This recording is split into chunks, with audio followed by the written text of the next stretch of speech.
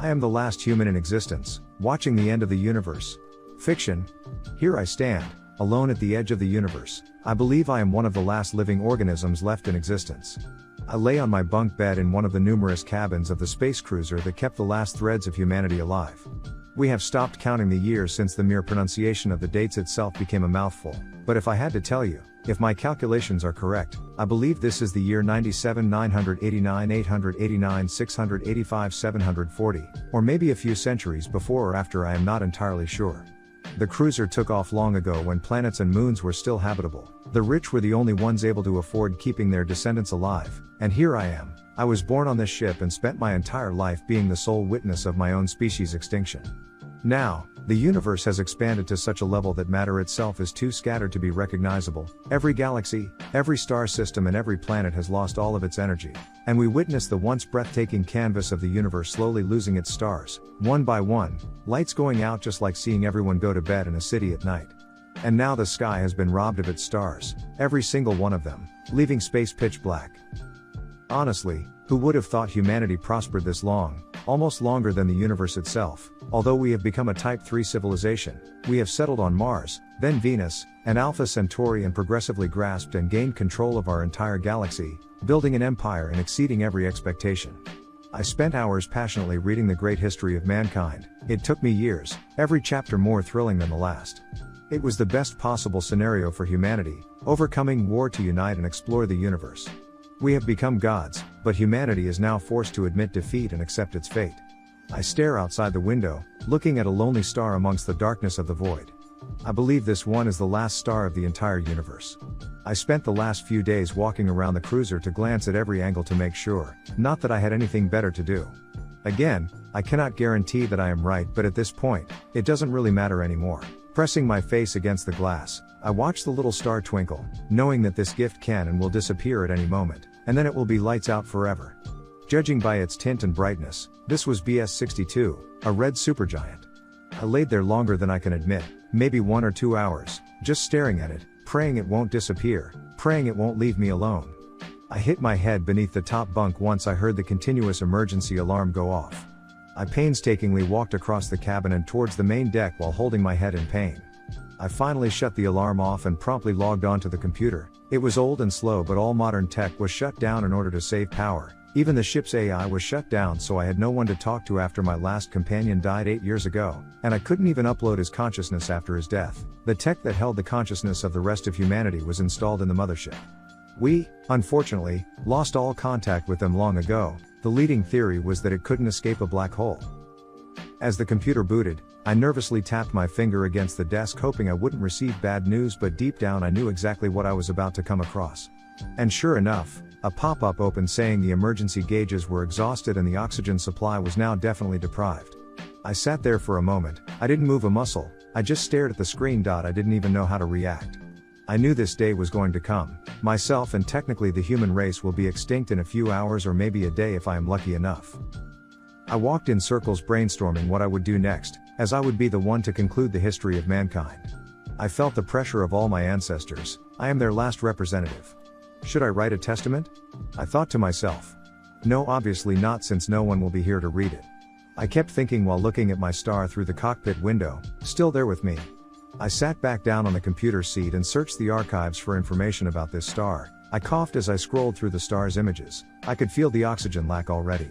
A pop-up then appeared. Startled, I hesitantly selected the pop-up, and it revealed a message from another ship. I could barely believe my eyes. This was the last thing I expected. It couldn't be. We didn't receive any communications attempts since the mothership went silent. I double-checked the date and time to make sure it wasn't an old message from years ago, but no, it was a real message, coming from another human. My heart was pounding. For 8 years I thought I was the last human left in the universe. I opened the message and it came from the mothership, saying it found a habitable rogue planet orbiting BS62, ordering any cruisers still alive to join them there. I jumped out of my chair and yelled with excitement so loud I even scared myself a little. I can't explain how elated I am. I wasn't the last human after all, and I was going to join the others. I could already imagine myself walking out of this coffin of a ship and discovering a new planet.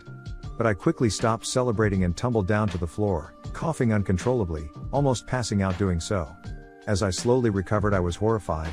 I remembered that I only had so much oxygen left. Could I make it? I didn't waste a second. I entered the coordinates of the rogue planet indicated in the message and aimed the dying cruiser toward the last star visible. Even with trillions of years of technological advancements, the star was hundreds of thousands of light years away, so it was going to take 5 hours to get there. I could only pray I'll make it. I patiently waited, watched the star grow larger and brighter as I approached it, and I grew weaker every hour, confined to my seat to save as much oxygen as possible. All I know is that if I fall asleep, I die. After 5 long hours, I could finally see it, the rogue planet, the last shelter for life in the universe to ever exist. The landing was complicated as the cruiser had not landed for centuries. The planet had a breathable atmosphere and an okay level temperature, so I left the ship without a suit. It was risky, but I had to crawl towards the exit. I almost blacked out, but I managed to open the airlock and crawl out. As I lifted my head up, laying on the soil, I gasped at the sight before me, a vast clearing in a lush forest. There were teal trees, bushes, and flowers, the leaves were purple and pink, and I could feel a cool breeze on my face and smell the grass beneath me, and all of this beauty toppled with the sunset of the red giant, falling slowly into the horizon, painting the sky with a bright red shade. I brought myself to my feet and saw the mothership above the trees. It wasn't far. I started hiking in the woods. No visible alien life was there apart from the vegetation, which oddly resembled humanity's home planet, Earth. A couple of minutes into the hike, I managed to reach the mothership. I noticed other humans approaching me in the distance. I could make out 2 women and a man. I was starting to get really nervous. It has been years since I interacted with someone else. Should I hug them? Should I introduce myself? Should I shake their hand? All of my social skills were gone from the isolation I endured.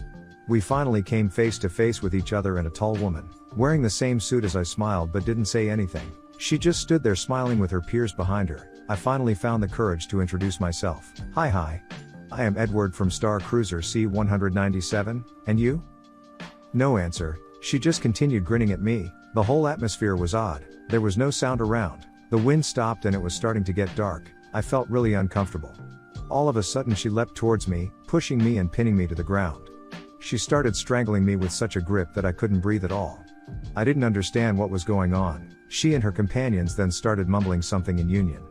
I could make out the words "created" and "all hurt." They kept repeating the phrase again and again, louder each time, practically yelling. Now, I started to feel myself passing out. I woke up with the alarms blaring critical alert over and over. I felt incomprehensibly weak. I could only open my eyes and squint to look around me. I was on my bunk bed, in the cabin, still in the cruiser, in the abyss of space. It took me a moment to understand what just happened. I never left my bed. The lack of oxygen made me dream all of this simulated happiness, and the alarms woke me up. I was now starting to choke. I wondered if there was an afterlife even at the end of time itself. I took the last of my strength to turn my body to face the window, and I saw it. It was still here, the last star of the universe. She was real, and not a dream, and that was enough to make me feel at peace with my fate. I kept looking at it, my little star, still twinkling, like it was waving me goodbye.